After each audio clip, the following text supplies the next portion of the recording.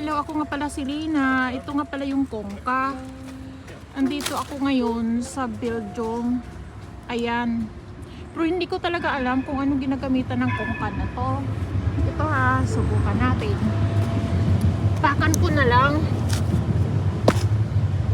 Oops, saka.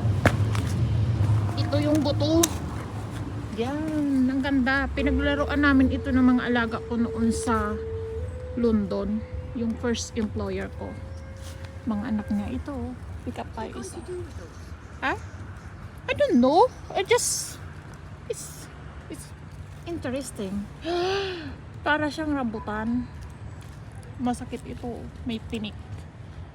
Okay. Thank you for watching. Wala kasi ito sa Pilipinas eh. Kaya, ayan. Gawa na lang tayo ng kungka para ng video ng kungka. Ayan yung buto. Thank you for watching.